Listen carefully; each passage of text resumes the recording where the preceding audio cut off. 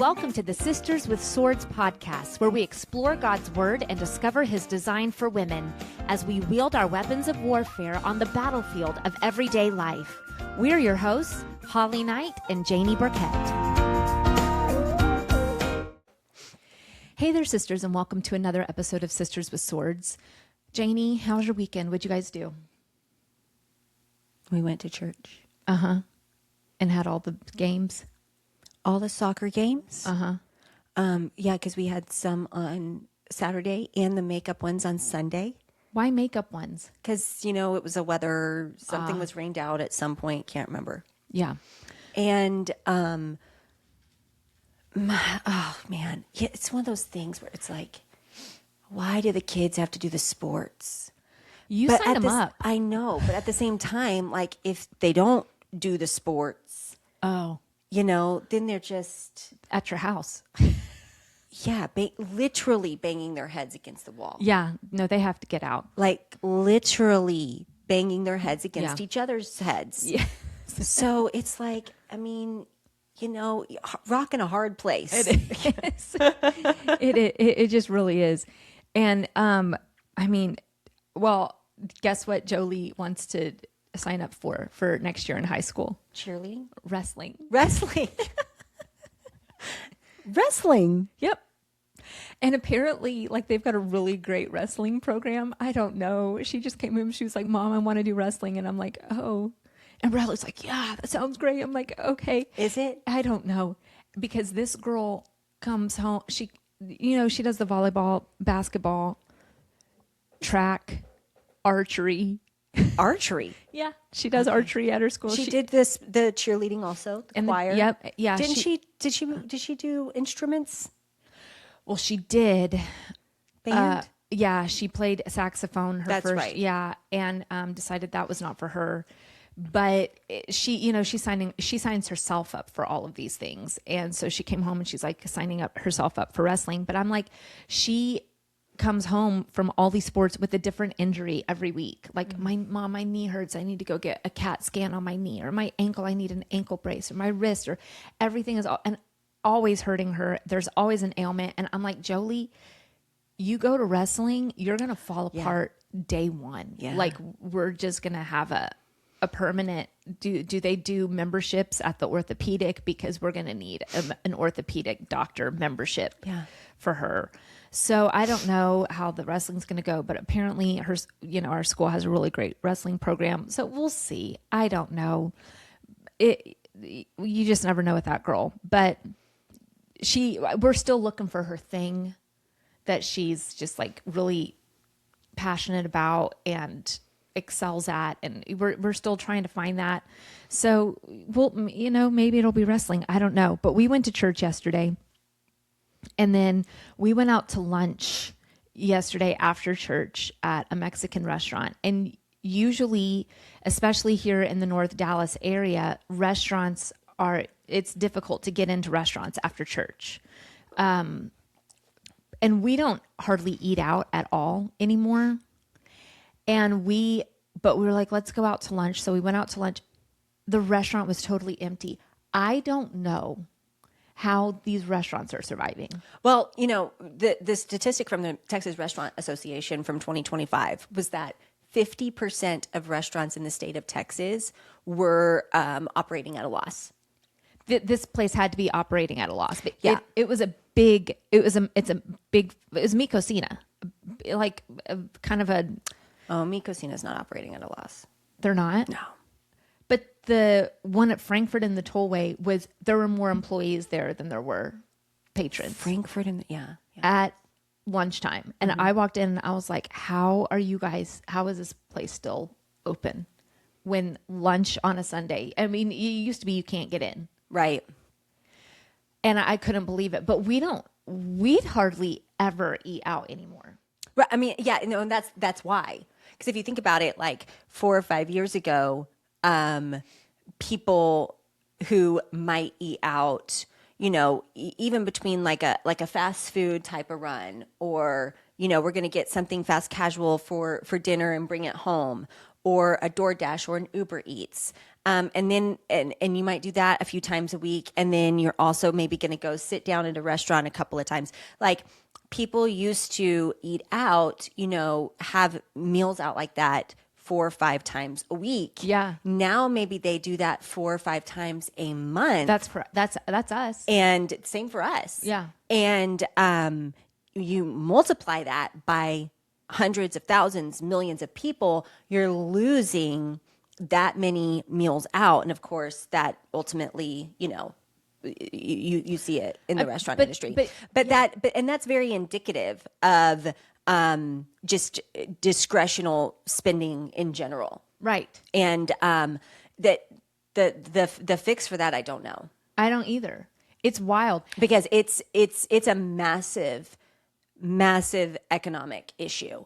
And people are like, oh, well, no, we shouldn't eat out. It's like, well, you got to think of all of the jobs, and definitely if you can't afford to eat out, don't eat. Yeah. But you think about all of the trickle down of that, all of the jobs. People aren't, obviously restaurants, not only are there not as many of them, they're not ordering. Think about the warehouse and distribution centers of places like Cisco and U.S. Foods and Labatt and Benny Keith and all of these others, like the trickle down of all of that. And the manufacturing tied to that. Like there's so many hundreds of thousands of jobs tied to the fact that people used to eat out 4 or 5 times a week, now only eat out 4 or 5 times a month. I mean, it was shocking at that restaurant. And then even, what night was it? Friday night or whatever, where our family went out to dinner at a really nice steakhouse in Frisco. And, in like, one of the most popular districts in Frisco on Friday night. And it was not even half full. Yeah. The restaurant. Yeah. I mean, Friday night is steakhouse prime time. Right. And that restaurant was not even half full. Mm-hmm. It's just, and I haven't, again, we haven't been out to restaurants recently. And so I haven't been paying attention, but it was shocking this past weekend seeing that steakhouse and the Mexican food restaurant on Sunday just empty. But I'll tell you one restaurant that has not been empty and that will not be empty anytime soon. Chili's. Oh no, Chili's is having a comeback. Chili's is on the up. I was shocked. Oh yeah, no, it's a big thing. Like they have like double-digit growth. And people are like, Chili's? Yes. But it's like literally shocking the entire restaurant industry. It's shocking me. People are like, the Chili's? Chili's. Like everyone's down. The restaurant industry is down. The people are panicking. The private equity selling off things and this, that, and the other. It's a massive issues. And the Chili's is up. And I'll tell you why. Because 20 years ago, probably the last time I was at a Chili's was 20 years ago. And Chili's was just never, especially 20 years ago when the restaurant industry was like booming and there were just so many options. I was not going to go to Chili's. And I just had it in my mind like there's better options than Chili's. You don't want the baby back, no, barbecue sauce. If I wanted to go get ribs, I would go to like get actual ribs from a barbecue restaurant. You didn't feel God in this Chili's tonight? No, I didn't. If you don't get that Office reference, how dare you? Right. Okay, go ahead. So I haven't been to Chili's in forever. Well, here come my little Gen Z children. Oh, and they want to go to the Chili's. Always. Okay. Whatever Chili's has done to market to I'm telling you, it is Gen Z that thinks Chili's is the stuff. What do they want there? The triple dipper. Well, that sounds delicious. They want the triple dipper. Period. That's what they want. That is all my kids want is Chili's. And I'm always like, no, we're not getting Chili's. Like the 2 times we eat out a month, I'm not getting Chili's. You know, my first job was at Chili's. That's true. I was the hostess. You were a hostess. And then, I moved on to bigger and better things. And across the street, I went to On the Border. And then started making the tortillas. And then you really graduated and went to the ESPN zone. Right. So, right. Yeah, that was a huge trajectory in your restaurant path. Mm-hmm. But So but I'm just like, I'm like my kids, we're not going to Chili's. There's better options. Okay. Well, when we were in Phoenix, a few weeks ago, singing with the old folks, we had, it was dinner time and there were all these different restaurant options around our hotel. But I was like, babe, let's just go to Chili's. For some reason, that skillet queso sounds good to me. I mean, the skillet queso is not wrong. And the parking lots at all these restaurants were empty. We could have walked in and gotten any table, but we're like, let's go to Chili's. Packed. We had to wait on a table. It was wall to wall pandemonium in this restaurant. They were stuffed and overflowing to the gills. And I'm like, okay, let me get some skillet queso. And I got a salad. Actually, talking about it right now, have you ever had the quesadilla explosion salad? That's the salad I got. That's the salad I got. Because it's like, I want a little quesadilla, a little and a salad. And my chips and salsa and queso. And then they want you to explode it. And it just exploded. And then Bradley got the 3 for me. Do you know about this 3 for me? No, but it sounds like something I would want for me. Okay, Janie, the 3 for me menu. This is how Chili's is doing it. I can't believe we're having this conversation, but I was so shocked. Like I was like, I have to talk to Janie about this. This is how Chili's is doing it. They have a 3 for me menu. Okay. And it is an appetizer, an entree, and a side for $10.99. $10.99 for an appetizer, an entree, and a side. Hold up. Where's my phone? I gotta look this up right now. Okay, what is Bradley on this appetizer? Bradley got some sort of a burger or a sandwich, fries, and a little side salad to start for $10.99. Wow. And then you get the triple dipper, which is you pick any of your favorite 3 appetizers, and they put it together, and it comes with sauces to dip them. Yeah. Is it those Southwest egg rolls? Yeah. Or they have the mozzarella sticks or their chicken, whatever glaze, I don't know, whatever. It was packed. Yeah. You come in for the 3 for me, but then you order other stuff off the menu. They have to be losing money on that 3 for me menu. That's what I was gonna try 3 for me. Yeah. But I'm telling you, they're losing money on that. Beverage starter and main. Oh, it's a beverage. Beverage. Okay, beverage starter and a main. There you go. But the main comes with the side. Oh, and you can get the classic sirloin, a 6 ounce. I mean, I like a 6 ounce for $10.99. $10.99. It was insane. So you can get a burger. You can get a Cajun shrimp pasta. I had to issue a public apology to my children. Crisper, three count crisper. I mean, there's a lot of things on here. All kinds of burgers and whatnot. People come in for that menu right there. Is what they come in for. Yeah. Because and I think it's the same cost as like going and getting a meal at Chick-fil-A. Or less. Yeah. I mean, your Chick-fil-A menu, if you got a large fry and a large unsweet tea, it's $12. Yeah.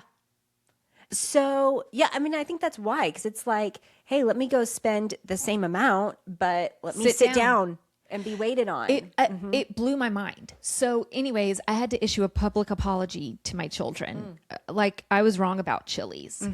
And whatever marketing they have done to Gen Z, it has worked. And now that we're talking about it, you're going to start getting, and especially since you Googled it, you're going to start getting advertisements on your phone, and it's all these Gen Z influencers at Chili's.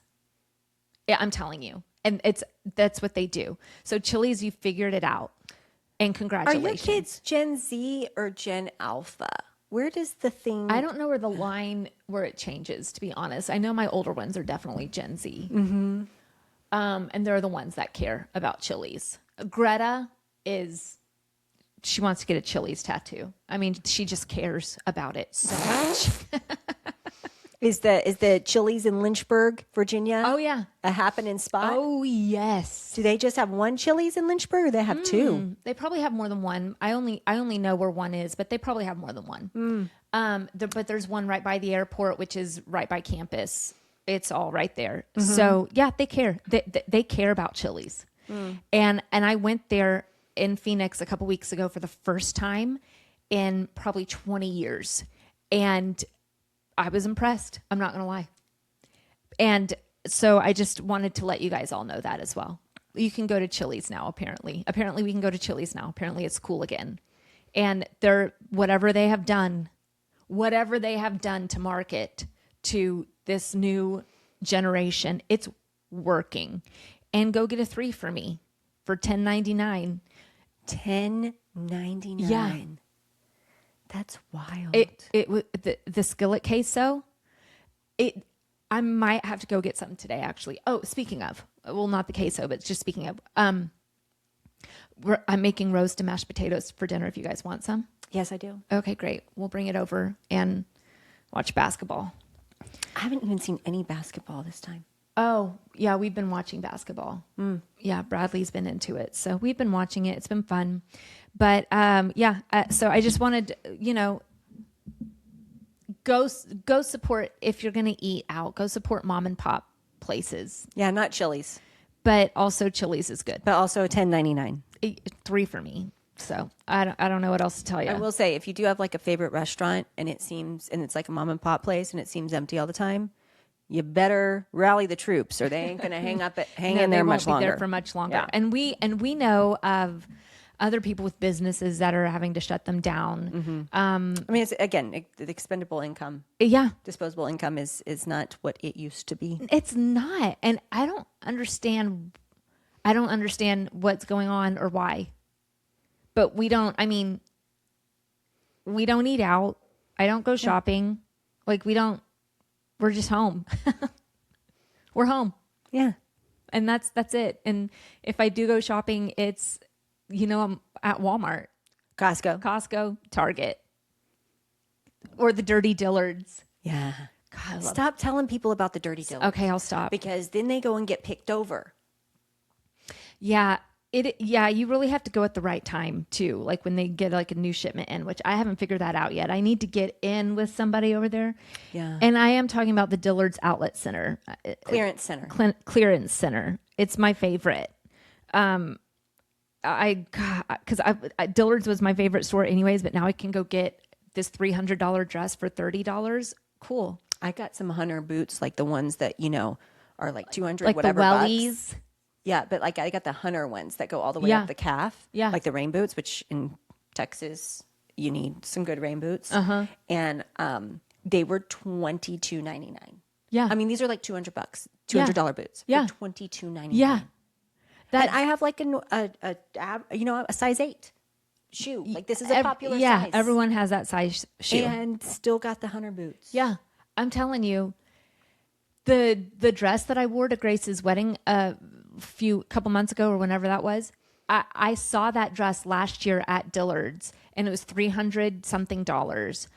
And it was gorgeous because it was like hand beaded crystal, like top, like the entire dress is like beaded in crystal. And I was like, that's a beautiful dress. I just, was like, I don't know if I want to spend $300 whatever dollars. I went to Dirty Dillard's and found that dress for $30. Amen. And bought it and wore it, and behold, a ram in the thicket. a ram in the bush, hand beaded ram in the bush. And it was, so it's basically Mount Moriah. They could rename Dirty Dillard's to Mount Moriah. And who shall ascend the hill of the Lord? Surely Jehovah Jireh will himself provide a lamb. That's it. Amen. Amen. Okay, so with that, let's look at Proverbs 31:27. And you're really spiritual if you say it, Jehovah Jireh. Yeah, which I'm not, but you are. Just wanted to make sure you guys knew that. I said it that way. We know. And with that, let's see how I can butcher some Hebrew today. Proverbs 31:27. She watches over the activities of her household and is never idle. Oh, help me, Lord. Okay. This verse used to stress me out because I'm like, I gotta be doing stuff all the time.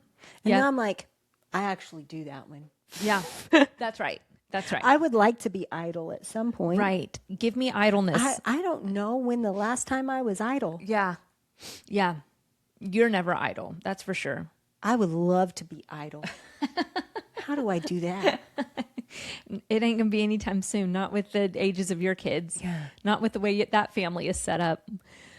But she watches over the activities of her household. So she watches over. That word in Hebrew is sapon, S-A-P-O-N, and it means to keep watch, to spy, to examine, or to scan. And this word in Hebrew has a feminine. What's the word I'm looking for? Like, you know how some words in French are either feminine or masculine, or there's the feminine version or the masculine version. So this word in Hebrew is feminine. 2 Samuel 18:24, David was sitting between the city gates when the watchman went up to the roof of the city gate and over to the wall. The watchman looked out and saw a man running alone. So this is the word for watchman. So she watches over. She is a time out. The word for watchman is feminine? That's what my notes say. It has a feminine. Again, I can't think of the word, but Yeah, I mean, in a lot of the languages, the adjectives and stuff are even, masculine or feminine. right. And this one is feminine. Like amiga or amigo. Right. Correct. Or little known fact, you say brava. Brava. You don't say bravo. No, not bravo for a woman. A woman. It's brava. I just want you guys to stick that in your noodle and remember it. I learned that. I bet you did. You did not go into the School of Music at Ava's senior recital and say bravo. No. They would have sent you out. No. Pitchforks, fire, I have learned brimstone. that with Ava and her. It's brava. Brava. And you better put a brava. Yeah. How dare you? No, I had to learn that with Ava and her opera because I can't go in there and go, bravo. Bravo. Bravo. Bravo, Ava. No, it has to be brava. Brava. Yeah, very with flair. You had to do it that way. Yeah. Brava. Yeah, like you're vomiting. Good. Okay, Psalm 5:3 says, "In the morning, Lord, you hear my voice. In the morning, I plead my case to you and watch expectantly." So watching expectantly is she watches over, or watchman over the wall. So she is watching over, she's examining, she's spying, she's scanning the activities of her household. So activities. Halika, H-A-L-I-K-A-H, which means to walk, or a procession or parade or pathways. So let me read these examples and we'll let me get through this whole thing and then we'll put it together. So Genesis 3:8, then the man and his wife heard the sound of the Lord God walking in the garden. So that's Adam and Eve walking in the garden at the time of the evening breeze, and they hid from the Lord God among the trees of the garden. So that walking, so she's watching over the activities or the walking. Genesis 6:9, Noah walked with God. That's that same word for activities. Joshua 5:6, for the Israelites wandered in the wilderness for 40 years. That wandered is activities. Ruth 1:16, for wherever you go, I will go. So go is activities. Psalm 32:8, I will instruct you and show you the way to go. With my eye on you, I will give you counsel. So the way to go, the way to walk, or activities. So she watches over the activities of her household. We have seen this word household before. It is Bayit, B-A-Y-I-T, which means dwelling, temple, palace, family, or dynasty. We saw it in verse 15 of Proverbs 31. But Psalm 27:4 says, I have asked one thing from the Lord. It is what I desire, to dwell in the house of the Lord all the days of my life. And that house of the Lord is the same as household. Psalm 113:9, he gives the childless woman a household or a family, giving her the joy of mother. I wrote this down so incorrectly. So let me do this again. Psalm 113:9, he gives the childless woman a household or a family, or the same thing that we see here, family, dynasty, palace, temple, household, family. So she watches over the activities of her household and is never idle. And Janie, idleness is what you want. This is your aim in life. Yeah. Just for a day. Yeah. Or a couple. How would you? How would you go about that? Like, you would need someone to take your children. I mean, taking the children, yeah. You would need to go somewhere. But the thing is, it's like you have to do so much preparing. I know. To be Just idle. to go be idle. You have to work really hard to go be idle. But it's never idle or, oh, bless you. That word in Hebrew is asel, A-S-E-L, which means sluggish, slow, or extreme laziness. Proverbs 6:6, go to the ant, you slacker. Yeah. Observe its ways and become wise.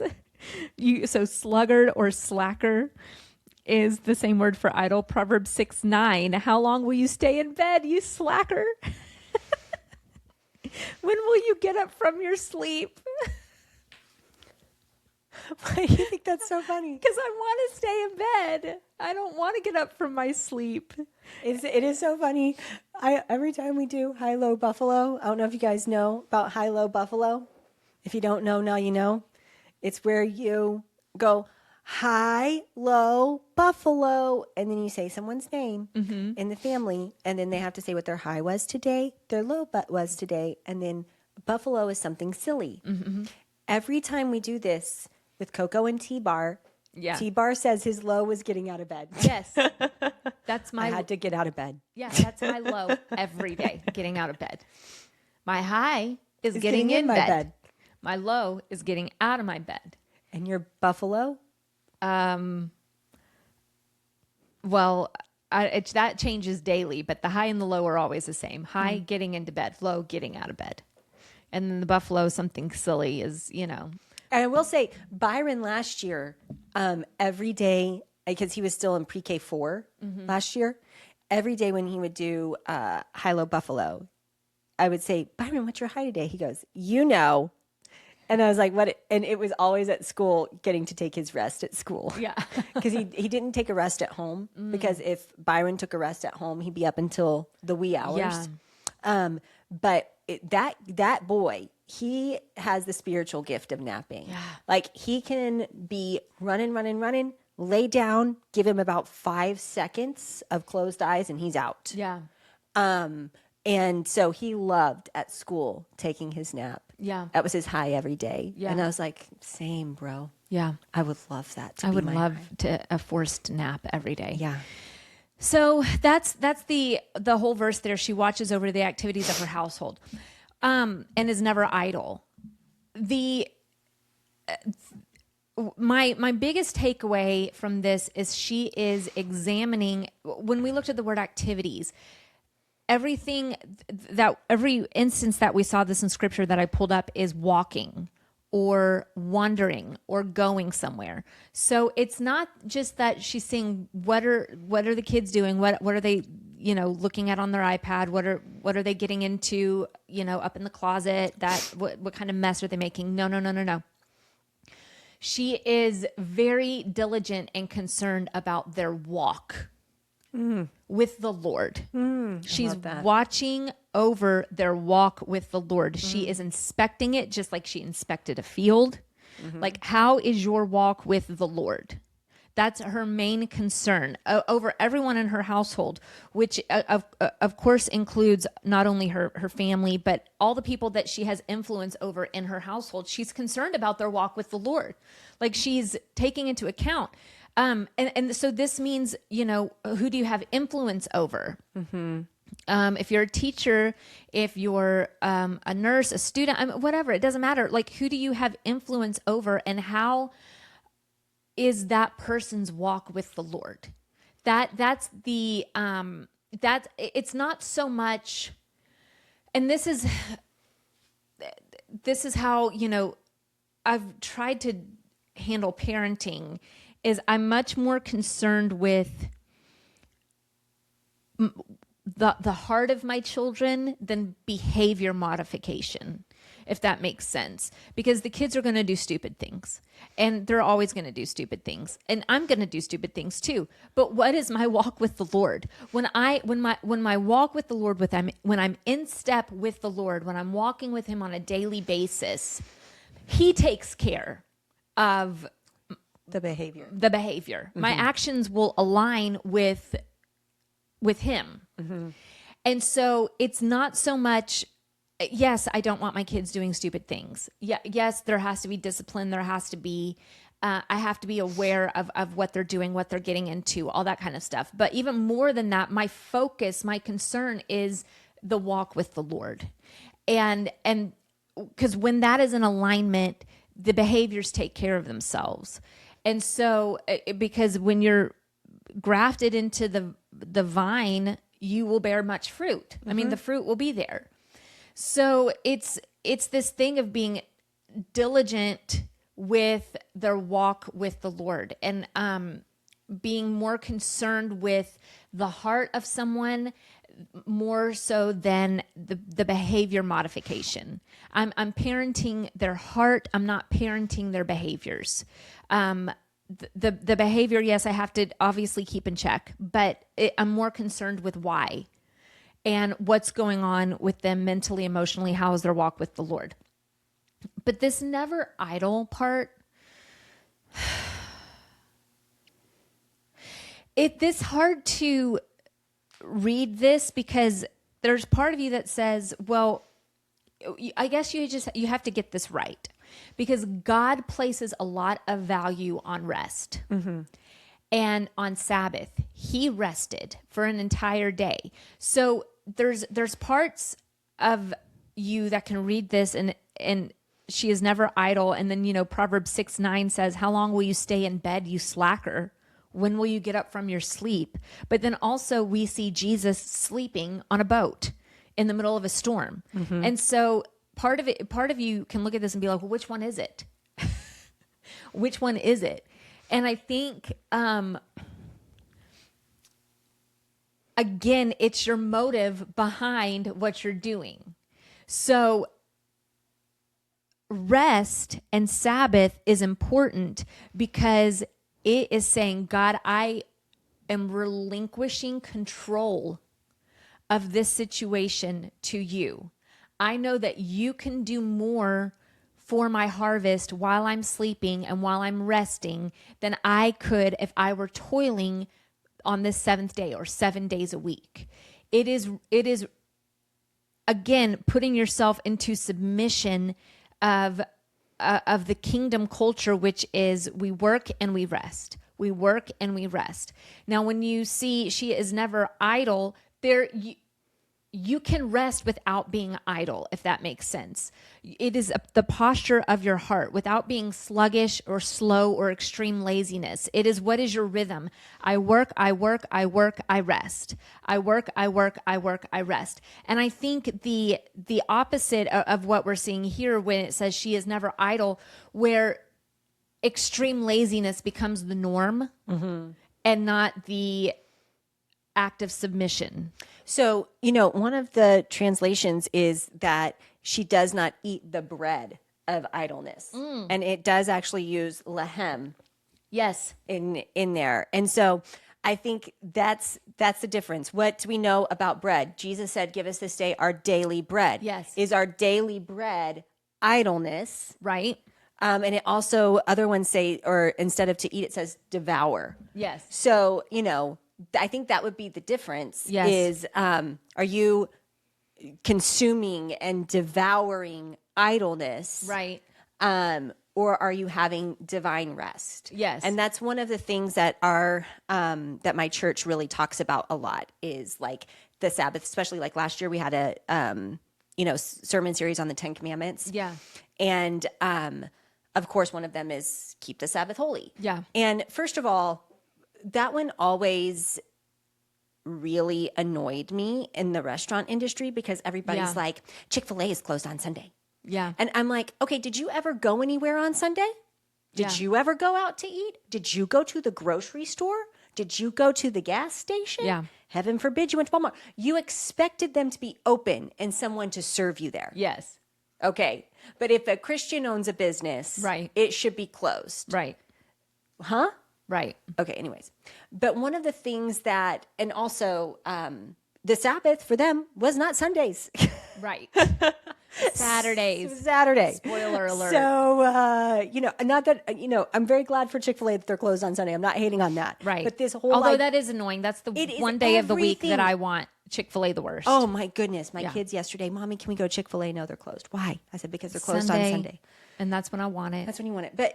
But it always drove me crazy because people are like, how dare you be open on Sunday? I'm like, well, how dare you have gone anywhere and expected someone to serve you on a Sunday? Yeah.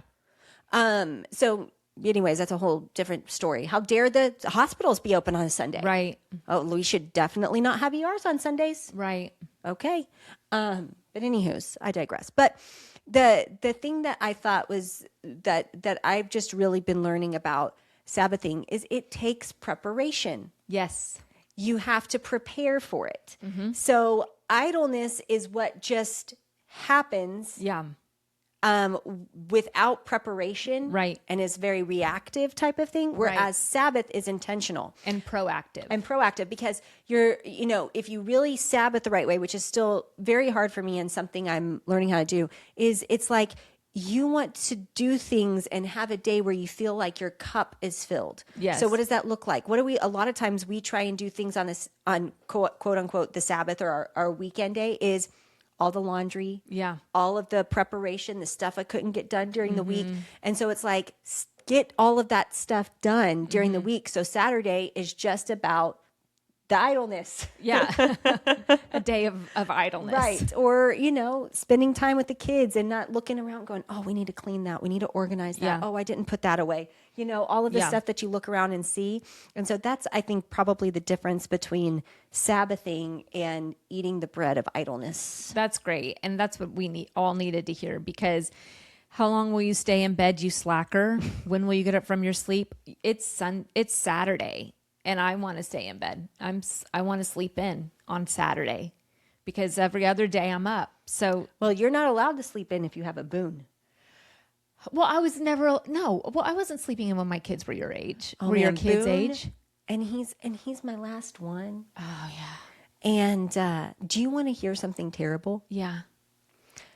Boone right now is the same age Blake was when I told Blake I was pregnant with Boone.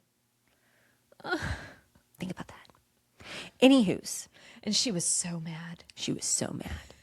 She literally cried. That was funny. She wanted a sister. I want a sister. The video's amazing. I might have to repost that to my stories. Yeah. But he's the last one, so I just eat it up. But he wants to come toddle into my room at 6:30 a.m. and get in bed with me and snuggle with his lion and his mommy. Mm-hmm. And so I do want to sleep in, but also I want to snuggle with Booney and his lion. Because he's not going to be doing that for very much No. longer. No. And already the other ones don't want to snuggle me. Yeah. Who's going to snuggle me? And it won't be Jacob Burkett. No. Jacob Burkett hates to snuggle. My last snuggler is Boone. Yeah. Literally your last chance of snuggling happiness. Ever again in life. Until you're a grandma, which is going to be a long time. Very long time. Wow. So you got to eat that up while you can. So you don't get to sleep in. You don't get to be idle in bed on any day. No. With those babies. But I think the point is of this is we know this woman is so diligent in everything else. We've talked about it ad nauseum, but here also she's very concerned with how those within her sphere of influence are walking with the Lord, and she's examining it, just like she examines a field and buys it. Just like she's selecting wool and flax. Look, this lady got a keen eye. And she is looking out, okay? She's an investigative reporter, investigation. Just going in there and making sure how we walking with the Lord. How's your walk with the Lord? She's handling it. She's very concerned with it. And, obviously she's never idle. I mean, are we? And I do like the translation. She does not eat the bread of idleness, because it doesn't say she's never idle. It actually doesn't say that. It says she doesn't consume idleness. That is actually a different thing altogether. It is. because it does make women feel like I can't sit down on the couch for 15 minutes. Yeah. Proverbs 31 woman wouldn't have done that. Yeah. And it's like, no, she doesn't consume idleness. We know she takes nap because she's concerned with her bed covering. Right. So we know she does rest. So I think there's a difference. There is a difference in the translations there, and that's good to know the difference.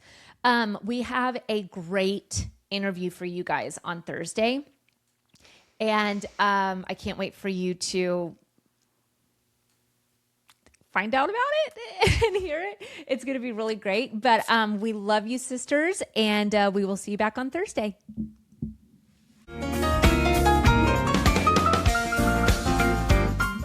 Sisters with Swords is produced and edited by Holly Knight. Original music by the Minister of Funk and Husband of the Year, Bradley Knight. Artwork by Holly Knight. And dinner tonight will also be provided by Holly Knight.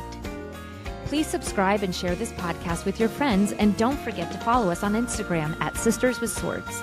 We're cheering you on, sister. Go wield your sword.